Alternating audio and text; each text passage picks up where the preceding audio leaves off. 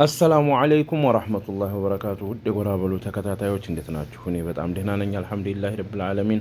አሁንም ማሳያችሁ በሐረም ውስጥ የሚገኙትን ሽንት ቤቶች መጸዳጃዎች ነው። ብዛታቸው ከ16000 በላይ ነው የሽንት ቤቶቹ። ሽንት ቤቶቹ ደግሞ የሚገኙት እታች ግራውንድ ውስጥ ነው፣ ምድር ቤት ነው የሚገኙት። ሁሉም ከላይ አጠር ያለ ቤቶች አላቸው። እንደዚህ አይነት ሊፍት የተሟላለት ነው። እንዲሁም ለትልልቅ ሰዎች ለአቅመ ደካሞች በጣም የሚመች ለብቻ ቦታ አለው። እንደዚህ አይነት ምልክት ስትመለከቱ የትልልቅ ሰዎች እና ትልልቅ በጣም አቅማቸው የገዘፈ ሰዎች የሚጠቀሙበት ሽንት ቤት ነው። ሌላው ደግሞ በስተቀኝ በኩል ስትገቡ ወደታች ወደ ምድር ቤት ገብታችሁ ማለት ነው። ሽንት ቤቶቹ በጣም መሬቱ ሁሉ በአጠቃላይ ሽንት ቤት ነው ማለት ይቻላል። ከላይ ይሄ የምንሰግድበት ማለት ነው። ሽንት ቤት ውስጥ ስትገቡ ይሄ አሁን ስቲንጅ ለማድረግ ውሃ ለማፍሰስ ነው። የሚዞር ነገር የሚከፈት ነገር የለውም። ጫን በማድረግ ነው የምትጠቀሙት። ልክ እንደዚህ አይነት ማለት ነው።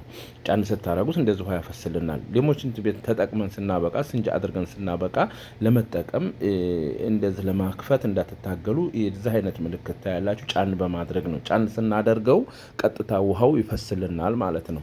እንደዚህ አይነት ውሃው ቆሻሻውን ይዞልን ይሄዳል ማለት ነው። በተጨማሪ እንደዚህ አይነት ምልክቶች ካገኛችሁ ሽንት ቤቶች ናቸው። በዚህ አጋጣሚ ከኔ ጋር አንድ ሴት የመጡ ነበሩና ሽንት ቤት ለመውጣት የሌለ መስሏቸው ኮንትራት መኪና ይዘው ወጥተው እንደገና ሆቴላቸው ሄደው ነው የተጠቀሙት። እንደዚህ አይነት መደነጋገር እንትን እንዳይላችሁ በእንደዚህ አይነት ትጠቀማላችሁ ማለት ነው። ሳሙና ጫን የምታደርጓቸው በእንደዚህ አይነት ታፈሳላችሁ። ሁለተኛ እነዚህ አይነት ደግሞ ውሃ ኤሌክትሪክ ሲስተም ናቸው። እጃችሁን ጠጋ በማድረግ ነው የሚያፈስላችሁ ማለት ነው። እንደምትመለከቱት እዚህ ላይ እጃችሁን ጠጋ ስታረጉት ውሃ ያፈስላችኋል ማለት ነው። አንዳንድ የሳሙና እቃዎች ደግሞ አሉ።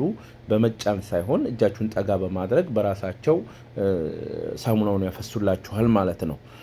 እንደዚህ ሳሙናውን ሲያፈሱ ከዛ በኋላ እንደምታረጉት ውሃውንም ልክ እንደዛው ተመሳሳይ ጠጋ አርጋችሁ እጃችሁን ታፈሳላችሁ ማለት ነው። በተጨማሪ ሐረም ወላሂ አጅብ የሆነ ነው። ሽንት ቤቱ ምኑ በቃ ሁሉ ነገር አሰራሩ በጣም ለየት